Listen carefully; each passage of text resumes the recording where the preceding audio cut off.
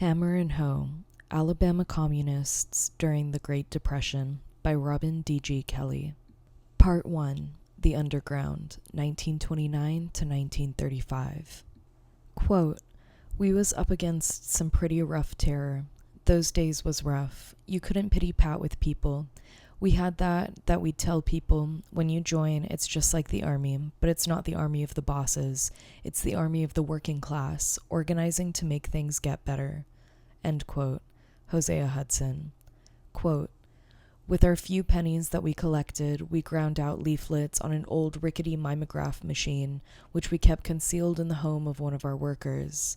We were obliged to work very quietly, like the abolitionists in the South during the Civil War, behind drawn shades and locked doors." End quote. Angelo Herndon. Chapter 1. An Invisible Army. Jobs, Relief, and the Birth of a Movement. Quote, "We were the slaves in Pharaoh's land, you and he and I, and we were serfs to the feudal hands, now that time's gone by. Prentices in cities, prisoners for debt, hunted vagrants perish poor, our life is a lie, we move an invisible army." End quote. All of Us Together, Southern Labor Song, 1930s.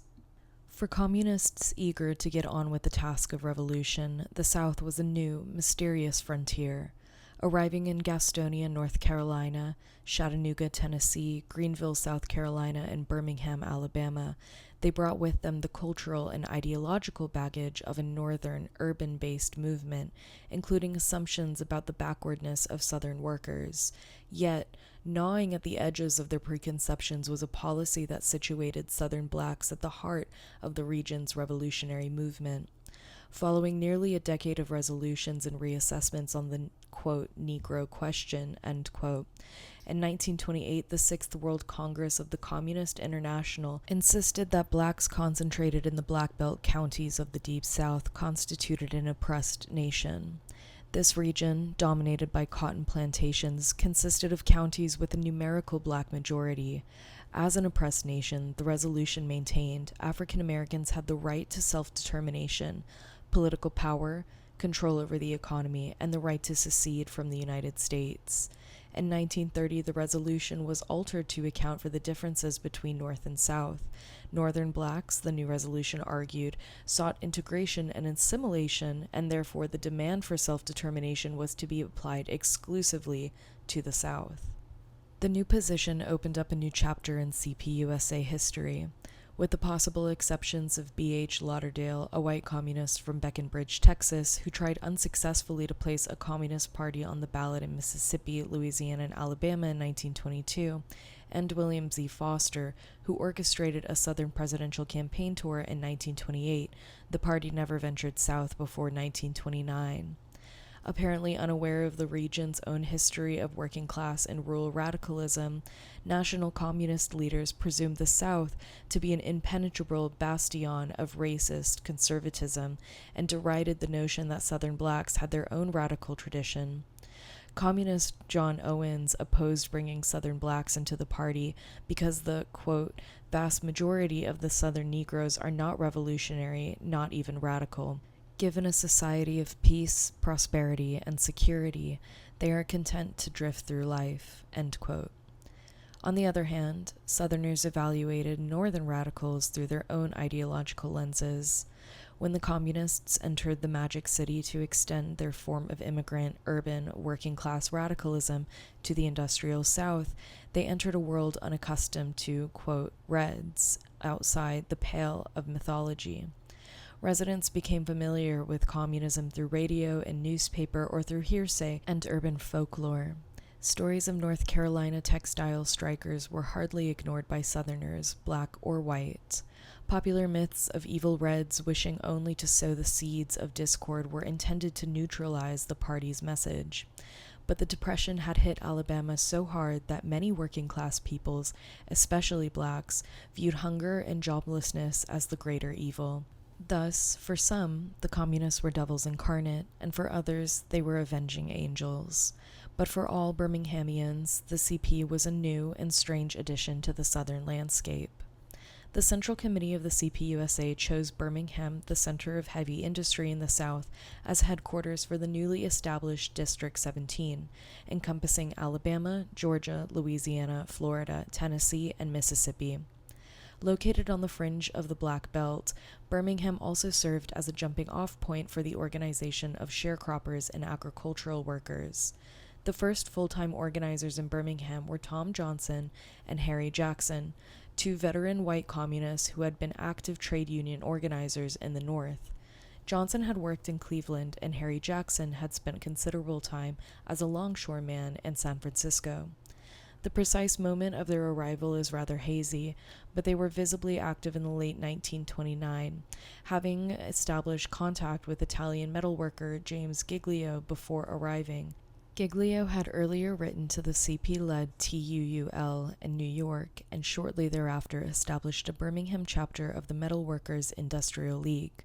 Through Giglio, Johnson met with black TCI workers in Ensley, an industrial suburb of Birmingham, and subsequently recruited the first Communist Party unit at the street corner meeting in a black section of town.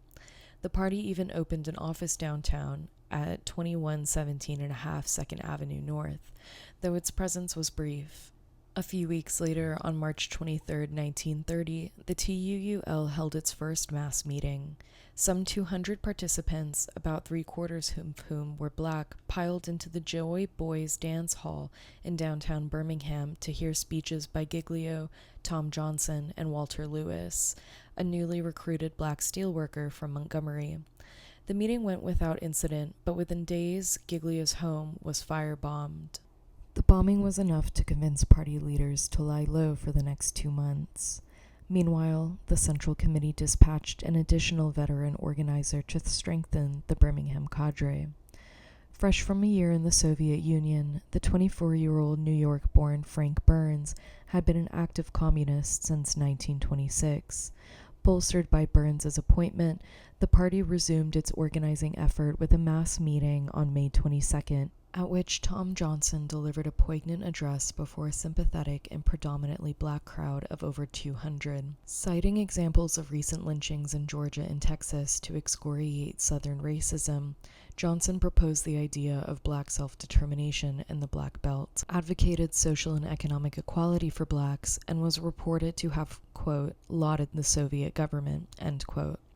The other two speakers, Burns and Walter Lewis, called for the abolition of segregation in the city's cafes and public transportation, and strongly condemned racism as the stumbling block to improve all workers' lives. The meeting made a lasting impression on several participants, including an 18-year-old black coal miner named Angelo Herndon, whose incarceration for organizing black and white workers in Atlanta 2 years later would make him one of the most celebrated black communists in the country. Born on May 6, 1913, in the steel and coal mining town of Wyoming, Ohio, Herndon and his 13 brothers and sisters grew up amid poverty. Herndon's mother, a very religious woman who had hoped young Angelo would choose the ministry as his livelihood, was left alone to care for 14 children after the death of her husband. At age 13, Herndon and one of his brothers left home in search of jobs, eventually finding work in the coal mines of Birmingham. The grueling labor and unfair practices of coal operators ignited a number of confrontations between groups of workers and foremen, encounters that would eventually play a significant role in Herndon's radicalization. Persuaded by the party's commitment to social justice and racial equality, Herndon joined the Communists and quickly became one of Birmingham's most active organizers. As the summer approached, Communists moved their gatherings from indoor halls to outdoor parks. In May, about 700 blacks and 100 whites gathered in Capitol Park to demand relief for unemployed workers and to protest the recent arrests of 6 communists in Atlanta. The organizers then held an impromptu march to the Birmingham Community Chest headquarters to demand immediate relief, but were turned away by nearly 100 police officers. The incident prompted City Commissioner Jimmy Jones to conduct a full-scale investigation into radical activities and to introduce a strict criminal anarchy ordinance to, quote, curb communism, end quote. Passed unanimously by the City Commission on June 17, 1930, The new ordinance made it unlawful for anyone to advocate criminal anarchy by print or word of mouth, or to be a member of an organization which does so. Conviction could result in fines up to $100 and up to 180 days in jail. In defiance of the new ordinance, the Communists held an open meeting to elect delegates to the National Convention on Unemployment in Chicago, and a few days later, a group of 250 black workers attended a demonstration in Capitol Park. The party's disregard of the new law, compounded by a heightened racial tension surrounding by black Congressman Oscar DePriest's announced visit to Birmingham, induced greater police repression. During a demonstration in Wilson Park held on June 28th, city detectives arrested several communists, including leading black organizer Gilbert Lewis, charging them with, quote, advocating social equality between whites and Negroes, end quote. Earlier that day, Tom Johnson and Oscar DePriest were burned in effigy by a mob of whites. Throughout the summer, Birmingham police invoked the Criminal Anarchy Ordinance to arrest known activists and raid the home of black workers suspected of possessing radical literature. Although the arrests led to very few convictions, the charges were usually dropped or reduced to vagrancy violations. The constant harassment took its toll on party work. Conceding that repression in the South was much greater than elsewhere, the District Bureau formulated plans for creating armed and unarmed defense corps in Birmingham and Chattanooga. The unarmed groups were to be trained in street fighting tactics to protect demonstrators and delay police, while the select armed corps were supposed to protect organizers in inning camps and other isolated areas. Although the armed defense corps were apparently never activated, communist leaders kept firearms for self-defense and occasionally pawned them when funds were low. When police raids failed to turn up documents, guns were often confiscated. In the midst of heightened police repression, the party initiated a Southern-based radical weekly and established a worker school for its new recruits. At the behest of the Central Committee, 24-year-old James S. Allen left his post as editor of the Labor Defender, the journal of the ILD, and traveled south with his wife and comrade, Isabel Allen, and a paltry sum of $200 to launch the Southern Worker. Datelined Birmingham in order to confuse police, it was originally published in Chattanooga, where anti-communist repression was not as great. The first issue of the Southern Worker appeared on August 16, 1930. Selling for 2 cents a copy, 3,000 copies were printed and distributed throughout Tennessee, Alabama, Georgia, and the Carolinas. Allen's first editorial statement described the new publication as, quote, a paper of and for both the white and black workers and farmers. It recognizes only one division, the bosses against the workers and the workers against the bosses, end quote. The only way to achieve the demands of the working class, he reasoned, was through proletarian revolution. Surprisingly, the editorial statement did not mention the party's position on self-determination in the Black Belt, and it contained very little discussion regarding the specific struggles of African Americans. The paper's credo notwithstanding, so much space was devoted to the problems of black working people that the Southern-born white communists occasionally commented on the paper's perceived pro-black bias. In a letter to the editor, one white party member complained that he could not sell subscriptions for a paper that, quote, devotes 90% of its news to Negroes and 10% to whites, end quote. Allen had a good reason to devote more space to black working people. From the beginning, Birmingham blacks exhibited a greater interest in the party than did whites. The Communists' original cadre of 3 organizers in 1929 was augmented to over 90 by the end of August 1930, and over 500 working people populated the party's mass organizations, of whom between 80 and 90% were black. There was little doubt in the minds of district organizers that, quote, Negroes are the decisive strata among the toiling masses in the South, end quote. During the 1930 election campaign, the Communist Party did what no other political party had done in Alabama since Reconstruction. It endorsed a black candidate, Walter Lewis, for governor. The election platform included complete racial equality and maintained that the exercise of self-determination in the Black Belt was the only way to end lynching and achieve political rights for Southern blacks. Alarmed by the Communist Party's growing support among black working people, leading white citizens and government officials temporarily breathed a sigh of relief when a congressional committee to investigate, quote, communist propaganda, end quote, under Congressman Hamilton Fish, decided to hold hearings in Birmingham. Predictably, as the communists in Birmingham assailed the hearings as part of a sustained effort to outlaw the CP, local authorities and the press expressed confidence that the Fish Committee would end the radical menace once and for all. The hearings intensified anti-communist hysteria as various witnesses described the intricate workings of a secret, foreign-led movement whose predominantly black ranks numbered up to 8,000 strong in Alabama alone. In retrospect, these exaggerations are astounding since the Birmingham CP possessed just over 100 members at the time. The publicity surrounding the hearings did not hinder the party's growth that fall. Party units were established in 3 metal shops, in a mine, and on a cotton plantation some 40 miles north of Birmingham, and communists employed by the U.S. Pipe Company began publishing a shop newsletter entitled The Red Hammer. By late 1930, the party had spread beyond the borders of Jefferson County and gained a few adherents among white farmers and miners in the northern Alabama counties of Cullman, Winston, Walker, St. Clair, Morgan, and Marshall, a region with a Republican, populist, and to a lesser degree, socialist tradition. In January 1931, Tom Johnson helped a group of Cullman County farmers form the Alabama Farmers Relief Fund, an affiliate of the communist-led United Farmers League in North Dakota, and within 2 months at least 9 small locals were scattered throughout the state. At the 7th National Convention in June 1930, party leaders elected to postpone the ambitious industrial organizing drive in Alabama in favor of a campaign that would focus on the immediate needs of the jobless. Central Committee as well as local party leaders realized that, because of other recent plant closures, the pressing need for work or relief eclipsed all other issues affecting Birmingham workers. The demand for jobs was so great that numerous independent efforts were launched by industrialists and middle-class organizations to relieve the situation. In addition to sponsoring public works projects, in 1930 the Chamber of Commerce worked out a plan through which meal tickets redeemable at participating restaurants could be purchased by needy citizens. The League of Women Voters instituted a, quote, clean up, paint up, repair up, end quote, campaign, an attempt to relieve unemployment, but these efforts did little to remedy the situation.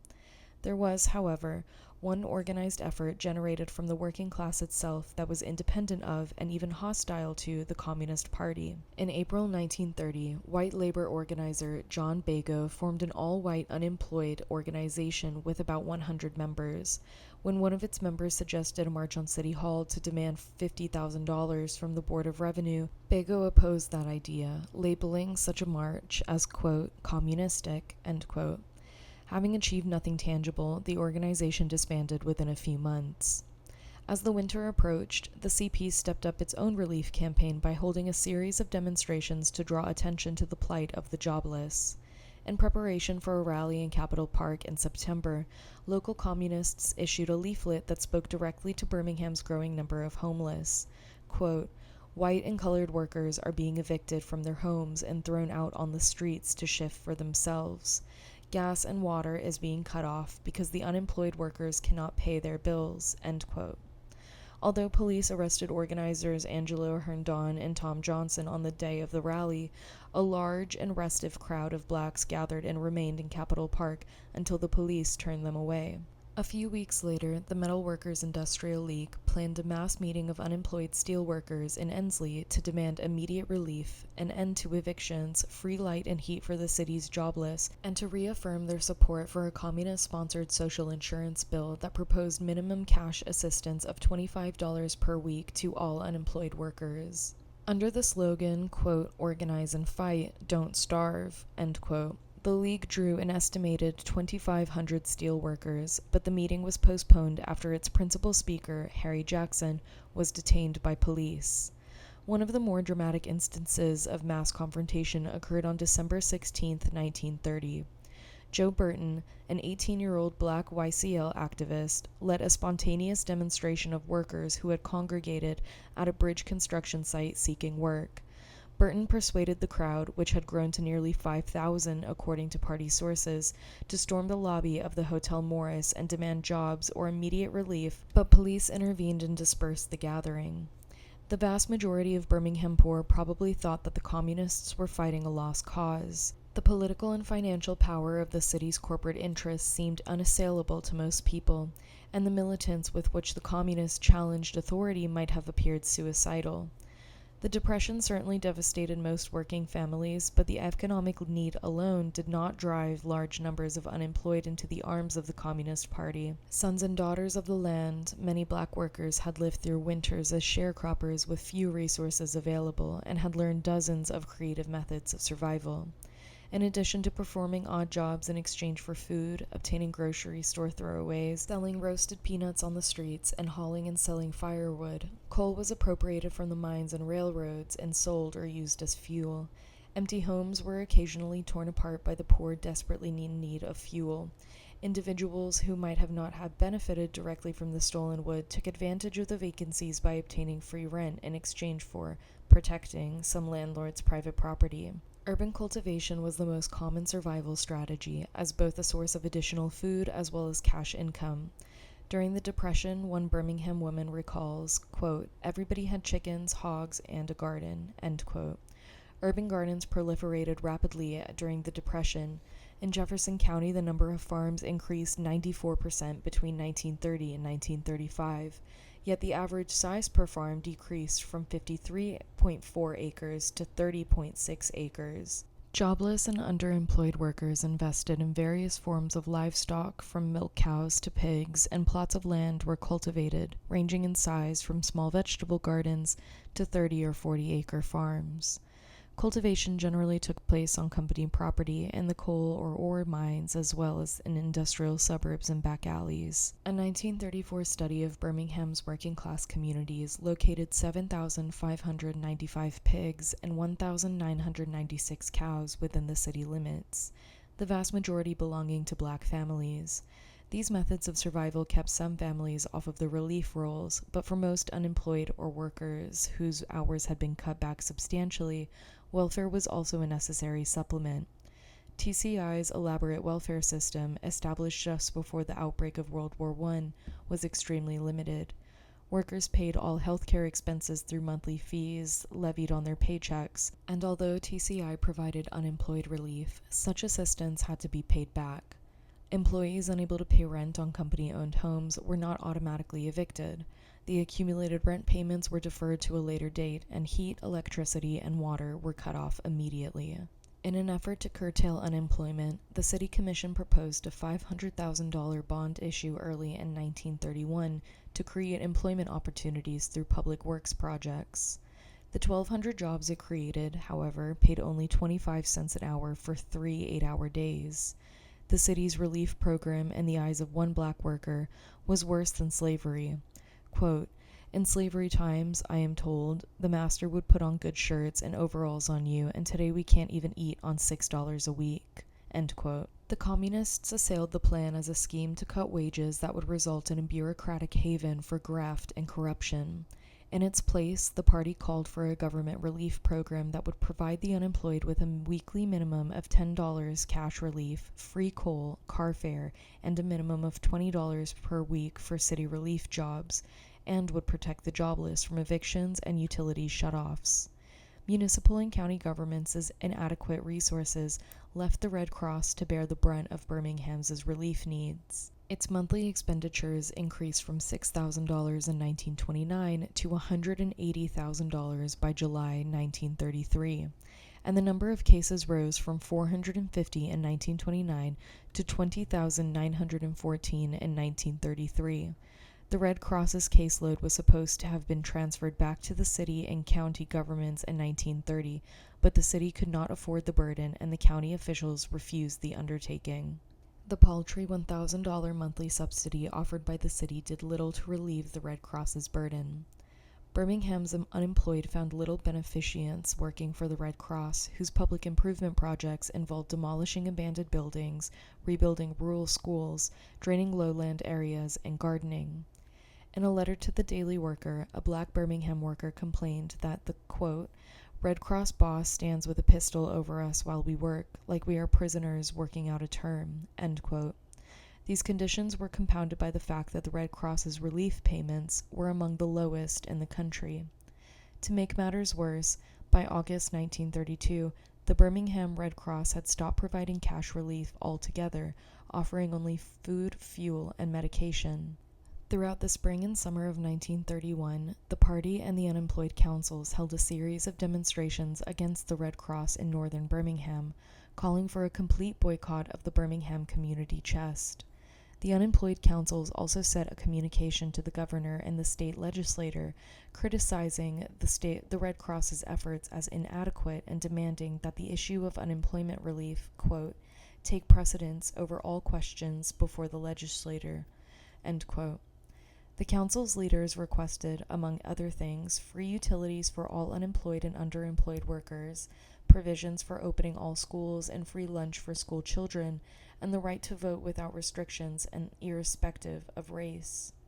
Having little faith in petitions and boycotts, communists organized neighborhood relief committees to present their demands to the Birmingham Welfare Board and to deal with members' specific grievances on an individual basis.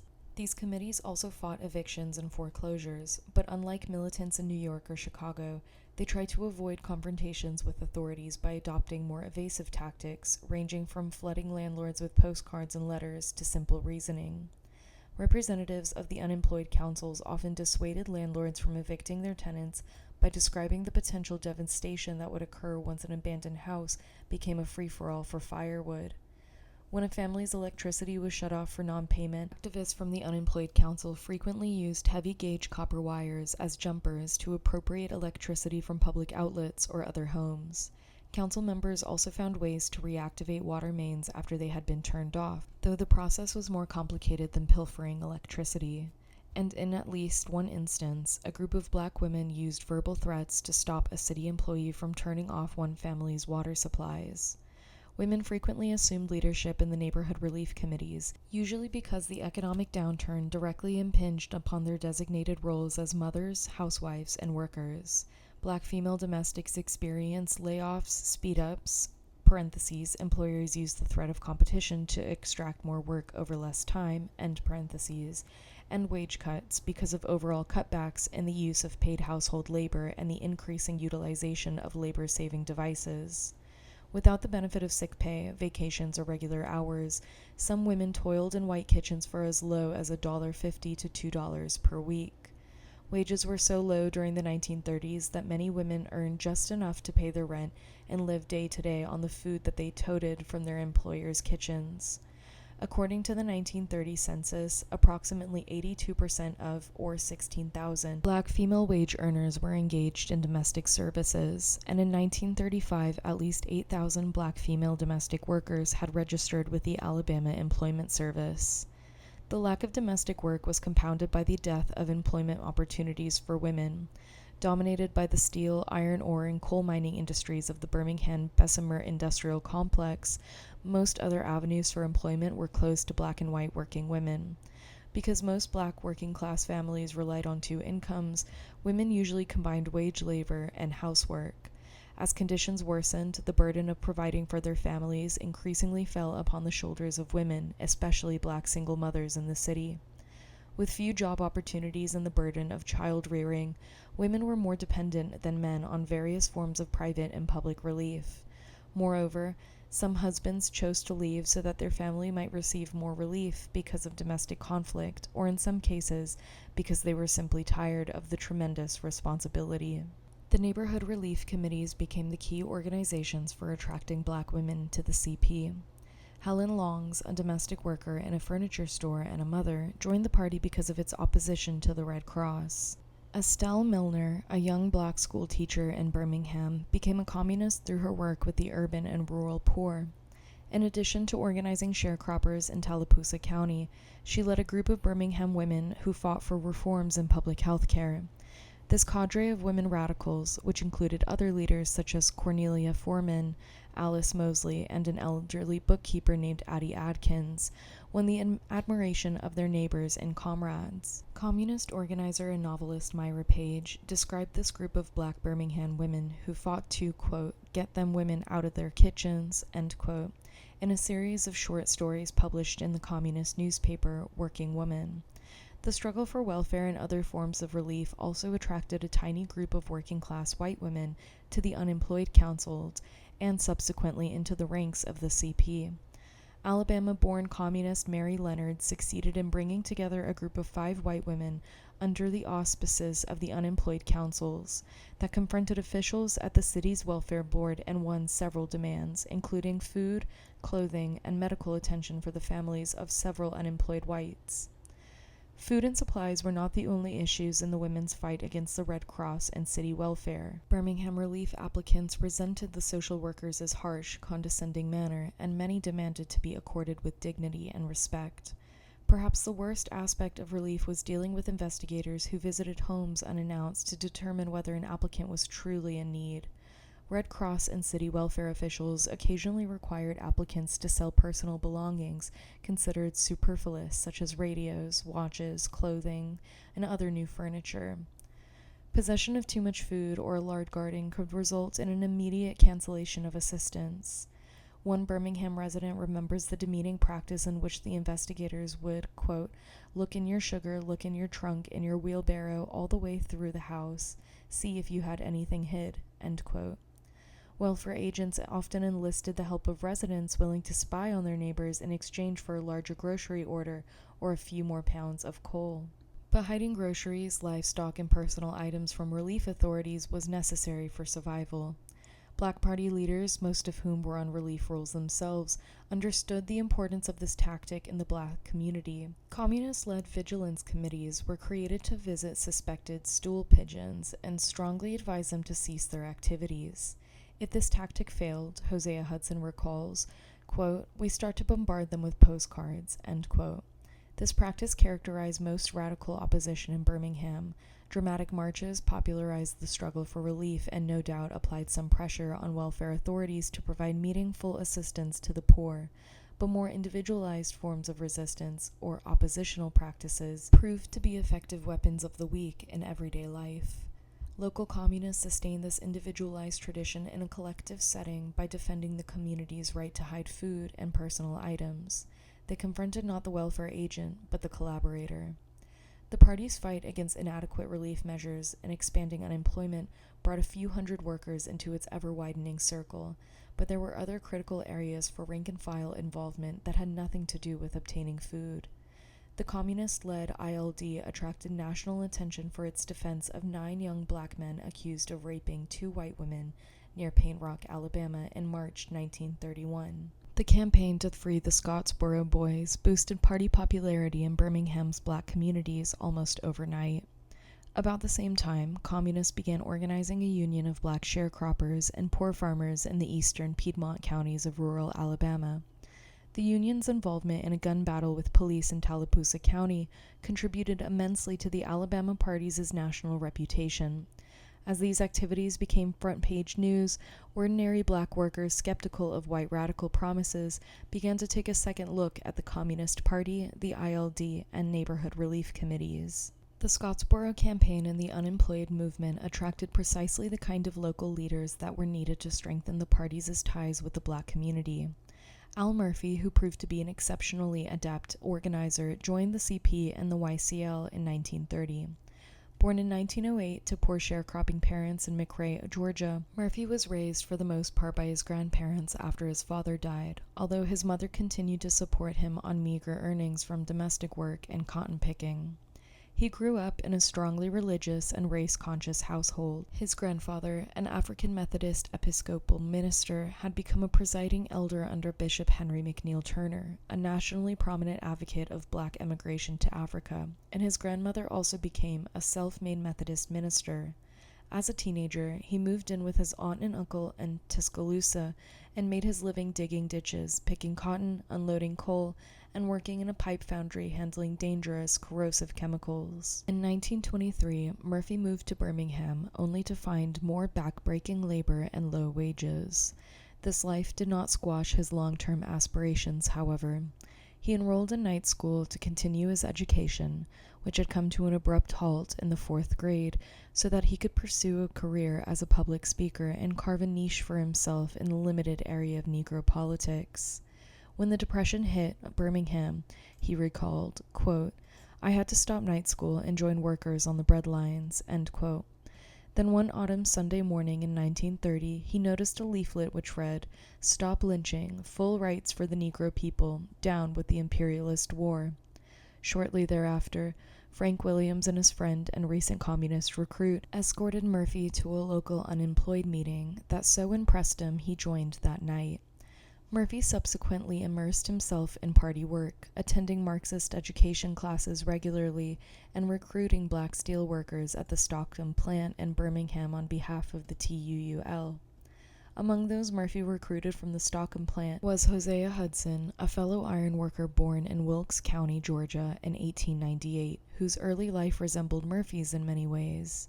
Hudson, too, grew up in an extended family consisting of his mother, brother, and grandmother in rural Georgia. After his mother remarried in 1913 and left the family, 15-year-old Hosea took up sharecropping to support his remaining family members. He married in 1917 and continued sharecropping nearly debt-free until the boll weevil wiped out his crop in 1921.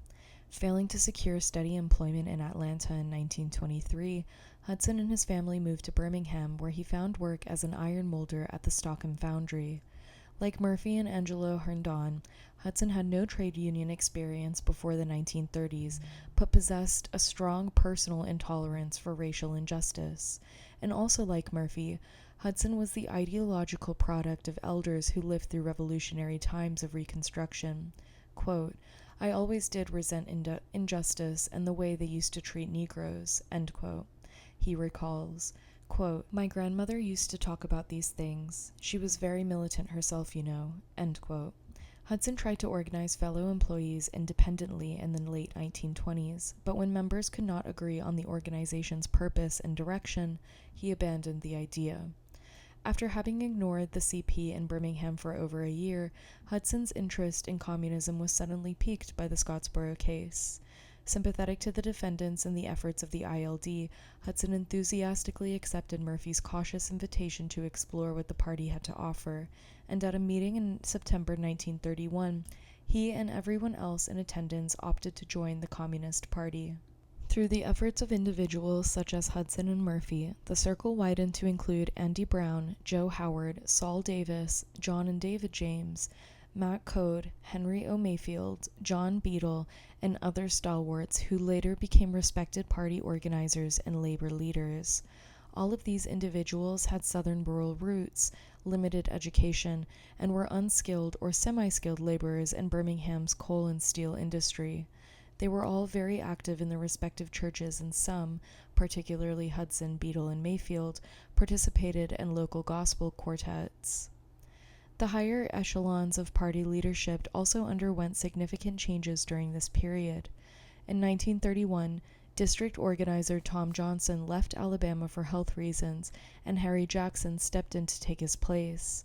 Based mainly in Chattanooga, Jackson spent most of his time traveling from place to place overseeing local party work.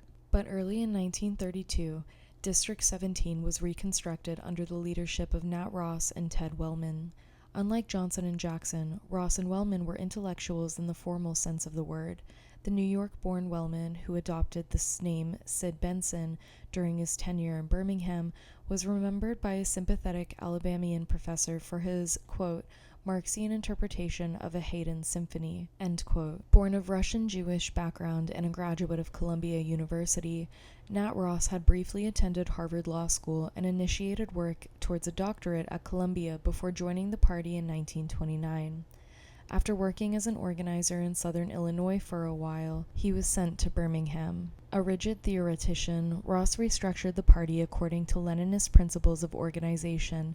Unbending discipline and regular meetings were the order of the day.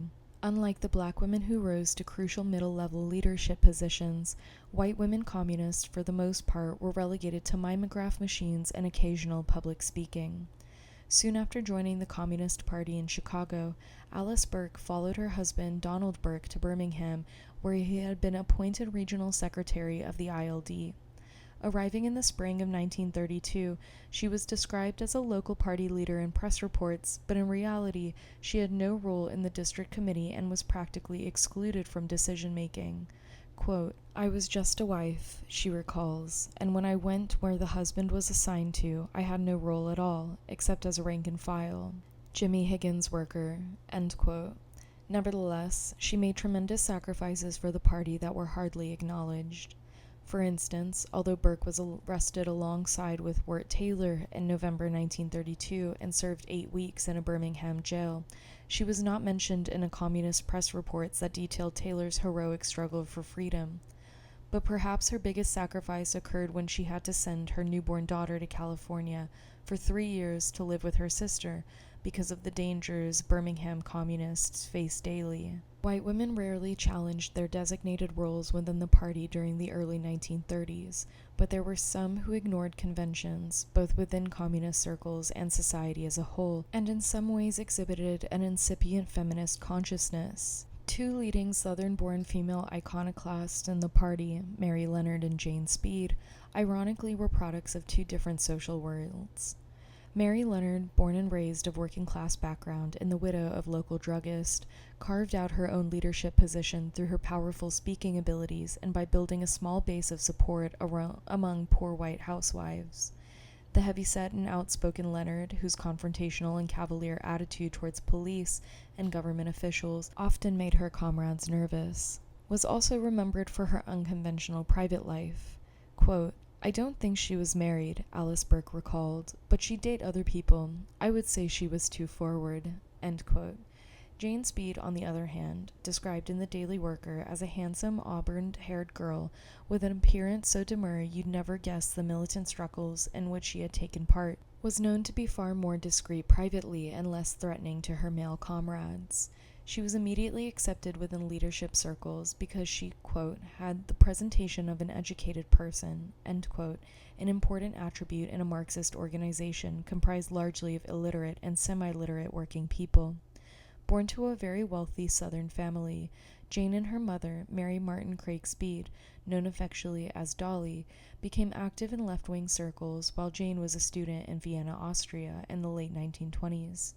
After returning to Alabama in 1931, the 21-year-old Nauvoo radical devoted her energy to the American CP, organizing black and white unemployed in the streets of Birmingham and daily challenging her designation as a Southern belle. In the light of the anti-Semitism, xenophobia, and the discrimination many European immigrants experienced on their arrival in Birmingham, communists might have expected substantial support from the city's Italian, Jewish, Greek, and Slavic populations.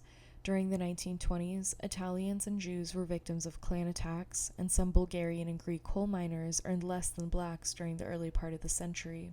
Moreover, the Russian Jewish emigres who brought to America, particularly New York, radical traditions incubated by the 1905 revolution were conspicuously silent in Birmingham.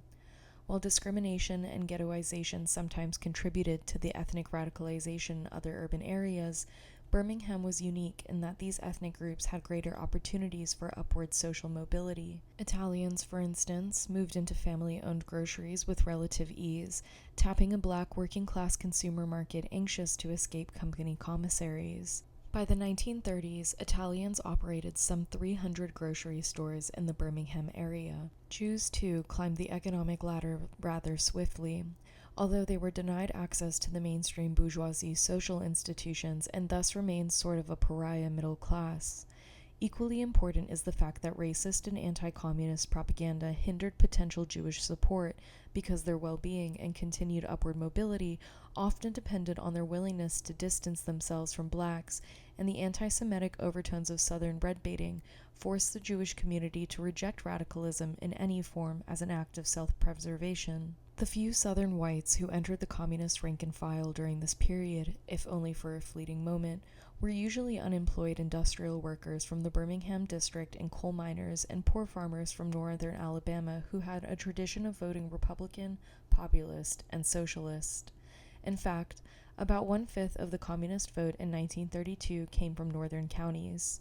Many of these supporters, especially the poor upcountry farmers, had little tolerance for African Americans and exhibit a kind of populist, class-oriented views of their problems. Their opposition to the planter class and the big mules, combined with the crises created by the Depression, momentarily outweighed their racism. In fact, several white recruits were reportedly former KKK members.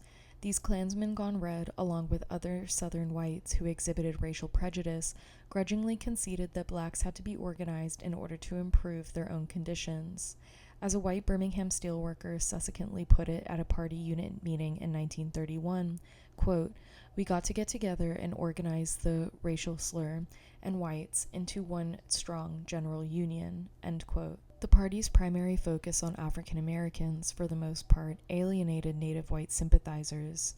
A former member of the Socialist Party who joined the Communists in 1930 argued that if the party concentrated exclusively on whites, quote, "they would carry the whole South," end quote, in the elections. This was not just a tactical suggestion, however. After the proletarian revolution, he explained, black people would, quote, "would have to be disciplined for 50 years since the Negro has just emerged from serfdom," end quote. Needless to say, the author of this letter was summarily expelled. As an organization militantly anti-racist and consciously interracial, the party initially rejected or expelled whites who exhibited racial prejudice. By 1932, Nat Ross was highly critical of this policy. The most important reason for the party's failure among whites, Ross argued, was its refusal to, quote, "accept in our mass organization white workers who still had traces of race prejudice," end quote. Ross believed that this joint action between blacks and whites would illustrate to white workers the merits of interracial unity and in the process, quote, "break the prejudice of the Southern white workers," end quote. But the policy was not very successful, for as Clyde Johnson recalled, when Ross and Ted Wellman assigned white Southerners to direct a unit in a black neighborhood, these white organizers were usually ostracized by their friends and neighbors, thus forcing them to choose between the party and continued social acceptance within their own communities. Southern whites were not only expected to change their lives and attitudes practically overnight, but Northern communists' condescending and sometimes insensitive attitude towards Southerners probably contributed to their high turnover. At a district committee meeting, for example, Tom Johnson warned those in attendance not to, quote, "forget that the workers from the South are backwards and we must not be too harsh in our dealings with them," end quote. And more than one local organizer cringed upon reading James Allen's ahistorical passage, quote, "Gone are the days of silence. The weary backs of the Southern masses no longer bend meekly. New on the fighting front, they have not yet advanced to the organizational stage of Northern labor," end quote. On the other hand, few white Alabamians even entertained the idea of becoming communists. Anti-communist propaganda, rooted in popular myths and indisputably couched in the language of race, proved a mighty deterrent to Southern white support for the CP. Social equality was such a potent, all-encompassing anti-communist slogan that the party's demand for black self-determination, with its separatist implication, was surprisingly ignored in the Southern press or in the various forms of the Southern anti-communist propaganda. The cry of social equality, with all of its multiple, specifically sexual meanings and apparent ambiguities, was particularly effective because it symbolized the ultimate threat to white supremacy, class power, civilization, and Southern rulers' most precious property, white women. Headlines appeared in Birmingham's newspapers that read, "Communists tell Negroes to force social equality throughout the South," or "Negroes are urged to get social equality." Leaders of the Birmingham Trades and Labor Council responded similarly, using the local labor press to wage an all-out war against communism. The labor advocate labeled communists agitators from Moscow who, quote, "openly preach social equality for the black race. Any man who seeks to disturb the relations between the races is a dangerous character and should be squelched now," end quote. The Fish Committee hearings held in 1930 provide a window into the dominant beliefs many white Birmingham residents held with respect to communism. Everyone who testified at the Birmingham hearing agreed that quintessential crime perpetrated by the Reds was the stirring up of race antagonisms. Witnesses argued forcefully that the doctrine of communism was a tantamount to social equality and that its perpetrators were all foreign-born Jews exploiting black ignorance. In their quest to prove the conspiratorial nature of the Communist Party in Birmingham, much of the testimony bordered on the absurd. Klansman John G. Murphy claimed that Ohio-born communist Angelo Herndon was, quote, "half Chinese, half Negro," end quote, and the state investigator Ochman Mundo testified that Frank Burns' real name was Shang Ti Ang, a direct descendant of the man by the name Ang, who was one of the group of 21 headed by Leon Trotsky. Mundo further concurred with the others that the party had planned a violent insurrection in Birmingham and with their unlimited funds had purchased the necessary hardware. The chairman: You say the Communist Party had shipped tear gas bombs? Mr. Mundo: Yes, sir. The chairman: What makes you believe that? Mr. Mundo: A shipment was received here by one of the express companies about the last of August, and it was labeled tear gas bombs, and it came from one of the dealers in the obsolete government supplies in Washington. The popular perception of communists as foreigners and racial slur lovers, whose sole purpose was to wage a race war in the South, created a huge barrier between these northern white idealists and Alabama's white working class communities. No matter how many white Southerners agreed with the party's program, the Reds were still outsiders who had no roots among white Alabamians. Herein lies a strange irony. The Central Committee dispatched white communists from the North to organize working people in a highly segregated environment. But because the movement attracted overwhelming numbers of black working people, it was virtually impossible to develop and sustain close contacts with their constituency. Southern whites, with whom they could meet more easily because they shared the same social space and faced fewer legal hurdles, rejected and even attacked the Communist Party. Members of Birmingham's white cadre were essentially social pariahs in the white community, yet social and legal sanctions hampered personal relations with their black comrades. Thus, two separate parties were formed, a large, broad-based organization of Southern blacks and a tiny cadre of Northern whites, supported by a few local people, which met together occasionally in secret hideaways or in streets and parks during open demonstrations. As the harsh winter of 1931 to 1932 gave way to spring, it became increasingly clear that the party's future was directly tied to the black working people and particularly the unemployed. In May, Hosea Hudson, Joe Howard, and Andy Brown led a mass march of some 200 dissatisfied black relief workers who had been forced by local social workers to perform laborious road work in exchange for relief.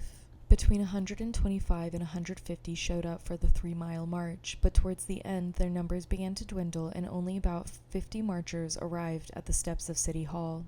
An elected committee of 6, headed by black YCL leader Joe Burton, was intercepted by police when they tried to meet with City Commissioner Jimmy Jones. The crowd eventually dispersed after Burton was knocked down by several officers and guns were drawn on the crowd. Bloodied and staggering, Burton declared the communists would return, next time with larger numbers. Several months later, local communists made good on Burton's promise. The November 7th demonstration was the largest communist-led demonstration in Alabama's history, attracting an overwhelmingly black crowd of 5,000 to 7,000. As people gathered outside the Jefferson County Courthouse, Wirt Taylor, a Birmingham-born communist, and Alice Burke were carted away by police. The arrests failed to dampen the enthusiasm of the growing crowd, which was dominated by a vocal group of black women carrying baskets, bags, and the belief that food would be distributed to the protesters. Mary Leonard led an interracial delegation to meet with Jimmy Jones and present the Unemployed Council's demands for food and cash relief and unrestricted voting rights for all citizens. Jones, who was surrounded by police officers, ignored the delegation's demands and merely questioned Leonard as to whether or not she believed in social equality. When she replied the blacks were, quote, just as good as you and I, end quote, Jones asked the group to leave, and the police began to disperse the crowd outside. 3 weeks later, crowds once again gathered in front of the courthouse steps to demonstrate against starvation and unemployment.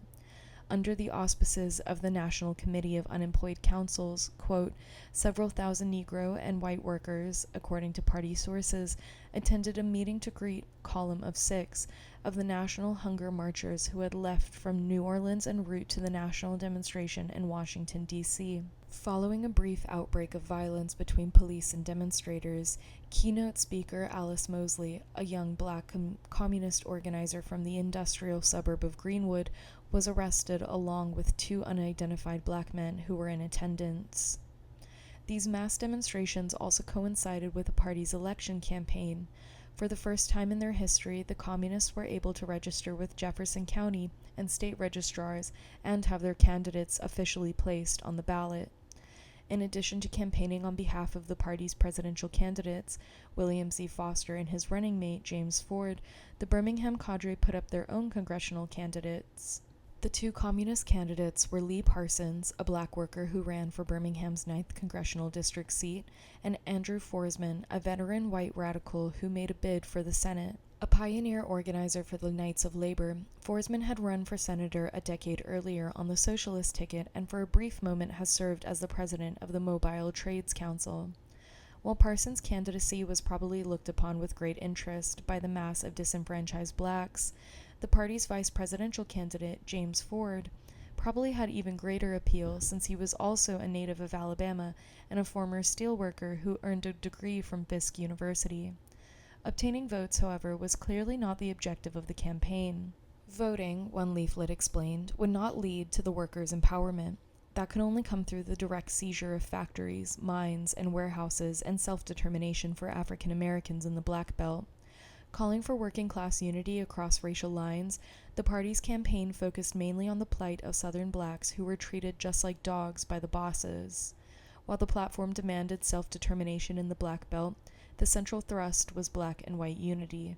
Quote, "It is clear there is only one way out of hunger and death, and that is to break down the walls of segregation, Jim Crowism, and lynching by a united front of all poor people, white and colored, against the bosses and landlords for bread and freedom." In October, Birmingham's radicals hosted a communist campaign meeting to be addressed by none other than William Z. Foster. Some leading white citizens regarded Foster's appearance as an indication that Birmingham was becoming a target for a communist takeover. City Commissioner Jimmy Jones tried to comfort one concerned citizen who feared the consequences of Foster's presence by assuring that if the communist leader, quote, "makes any remarks that are in violation of the law, he will be arrested while in Birmingham," end quote. The Klan sent Foster a very chilling warning in the form of a brief telegram stating, quote, "Your presence in Birmingham, Alabama, Sunday, October 9th is not wanted. Send, racial slur, Ford," end quote. By the time the telegram arrived, however, Foster had already postponed his campaign tour because of illness.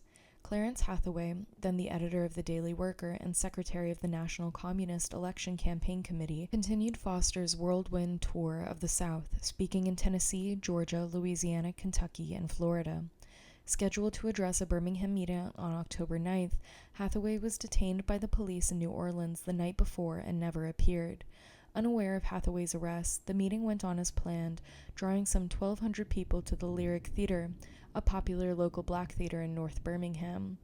There were few sympathetic whites in the audience, but the majority were hecklers attempting to disrupt the meeting. Despite Hathaway's failure to appear, the meeting went rather smoothly after Fred Keith mounted the podium and gave an impromptu speech about the election campaign, the unemployed movement, and the Scottsboro case. The meeting ended abruptly, however, after a group of Klansmen in the audience set off a smoke bomb in the hall. When the votes were counted, the Foster-Ford ticket polled a surprising 726 votes, a significant number considering that its main constituency, black workers, were disenfranchised. Most of the votes, however, were from counties where the Sharecroppers Union was active and from northern Alabama, where the party was slowly building a following among poor white farmers. Jefferson County only polled 33 communist votes in the presidential race, although Lee Parsons pulled 133 votes from Birmingham's electorate in his bid for Congress. Once the electoral campaign ended, the devastating winter of 1932 to 1933 created a new set of problems.